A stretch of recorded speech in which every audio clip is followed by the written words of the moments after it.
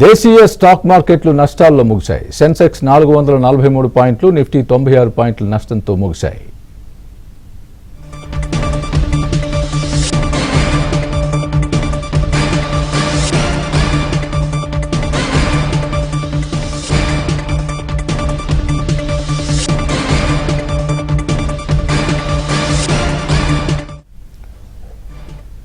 దేశీయ స్టాక్ మార్కెట్లు నష్టాల్లో ముగిశాయి. సెన్సెక్స్ 443 పాయింట్లు, నిఫ్టీ 96 పాయింట్ల నష్టంతో ముగిశాయి.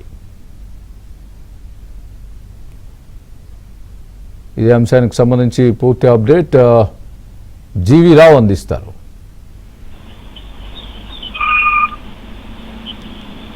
నమస్తే సార్, రావు గారు.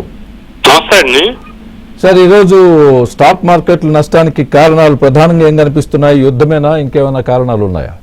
దీనికి కేవలం యుద్ధం ఒకటే కాదండి. అంటే ఇప్పుడు geo political tensions, Iran America మధ్య యుద్ధ వాతావరణం అనేటువంటిది ఏ రోజుకి ఆ రోజు ముగుస్తుంది అనుకుంటే ఇంకా ఉద్రిక్త వాతావరణం అలాగే కొనసాగుతూ ఉంది.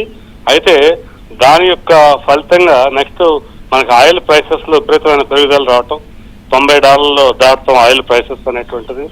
తర్వాత వీటికి తోడుగా గోరుచుట్ట మీద రోకట్ లాగా ఇవాళ బ్యాంకింగ్ దిగ్గజాలైనటువంటి హెచ్డిఎఫ్సి బ్యాంకు, తర్వాత యాక్సిస్ బ్యాంకు, వీటి యొక్క Q1 ఫలితాలు విపరీతంగా నిరాశపరిచాయి ఇన్వెస్టర్స్.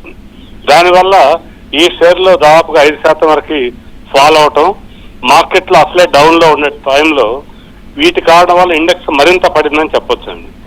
వీటితో పాటుగా మన గ్లోబల్ క్యూస్ కూడా, అంటే అంతర్జాతీయ సంకేతాలు అన్ని ఏషియన్ మార్కెట్స్ కూడా ఈ యొక్క యుద్ధ పరిస్థితులు, తర్వాత ఆయిల్ ప్రైసెస్ పెరుగుదల, ఇన్ఫ్లేషన్ భయాలు, వీటన్నిటి వల్ల ఓవరాల్ గా అన్ని మార్కెట్లను కూడా ఈ పత్రం అనేది చూసాం.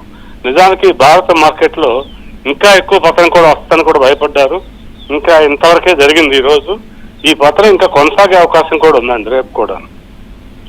Okay, right. రేపు కూడా అంటే ఏ కారణాల ద్వారా తగ్గే అవకాశం ఉంది, అంటే ఎఫెక్ట్ చూపించే అవకాశం ఉంది?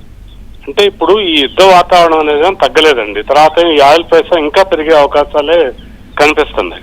ఆయిల్ ప్రైసెస్ లో తగ్గుదల రాకపోవటం, తర్వాత మళ్ళీ అలాగే క్వార్టర్లీ ఫలితాలు కూడా ఆశాజనకంగా లేకపోవటం, మళ్ళీ గ్లోబల్ క్యూస్ కూడా, అంటే ఏషియన్ మార్కెట్స్ అన్ని కూడా ఈ యొక్క డౌన్ ట్రెండ్ కంటిన్యూ అవుతున్న సంకేతాలు ఎక్కువగా ఉండటం వల్ల మార్కెట్స్ రేపు కూడా డౌన్ గానే ప్రారంభమయ్యేటువంటి అవకాశాలు అయితే చాలా ఎక్కువగా ఉన్నాయండి.